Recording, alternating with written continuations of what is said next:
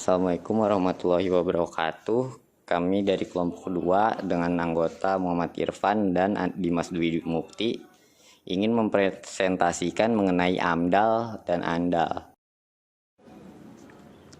Berikut outline yang akan kami gunakan, yaitu ada definisi, manfaat dan fungsi, jenis-jenis, cara membuat, contoh penerapan, dan cara interpretasi.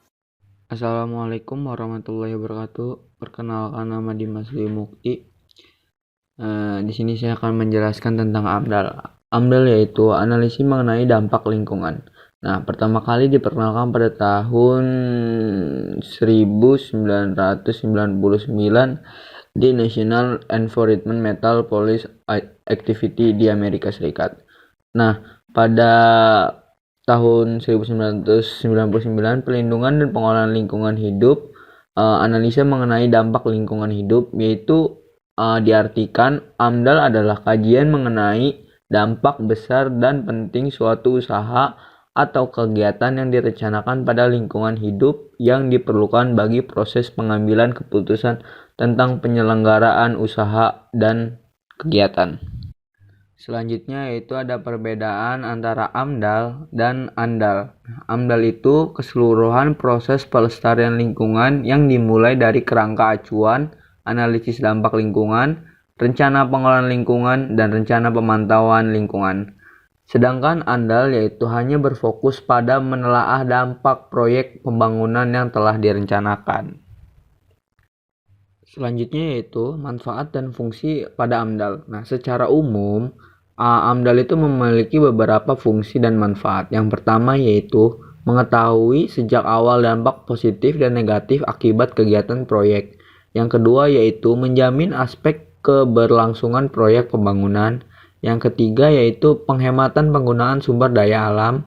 Yang keempat yaitu kemudahan dan memperoleh perizinan dan memperoleh kredit bank. Sementara itu, manfaat AMDAL itu dibagi beberapa kelompok, yaitu ada AMDAL bagi pemerintah, AMDAL bagi pembisnis atau pemakarsa, dan AMDAL bagi masyarakat. Manfaat AMDAL bagi pemerintah yaitu mencegah dan pencemaran dan kerusakan lingkungan. Yang kedua yaitu menghindari konflik dengan masyarakat. Yang ketiga yaitu menjaga agar pembangunan sesuai terhadap prinsip pembangunan berkelanjutan. Yang keempat yaitu perwujudan tanggung jawab pemerintah dalam pengelolaan lingkungan hidup. Yang kedua yaitu manfaat AMDAL bagi pembisnis atau pemrakarsa.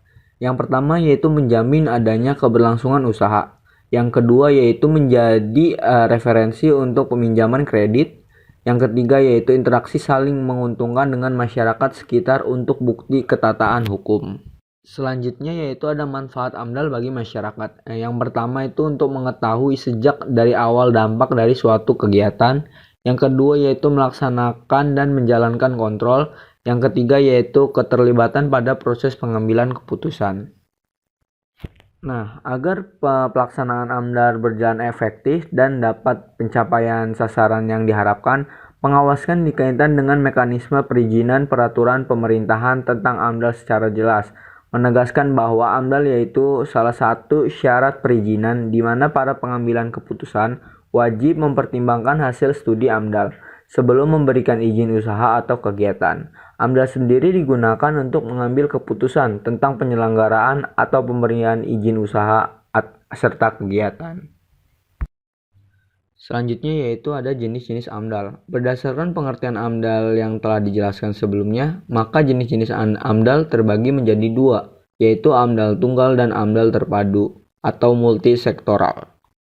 Pada AMDAL tunggal yaitu kegiatan yang berbentuk kewenangan pembinaan dilakukan di bawah suatu instansi atau perusahaan yang membidangi suatu bisnis dan kegiatannya.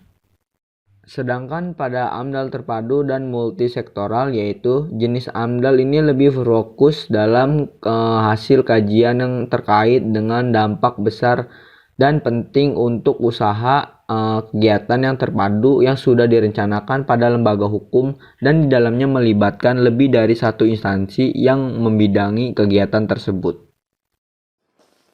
Assalamualaikum warahmatullahi wabarakatuh. wabarakatuh. Saya Muhammad Irfan. Saya akan menjelaskan pada bagian cara pembuatan AMDAL.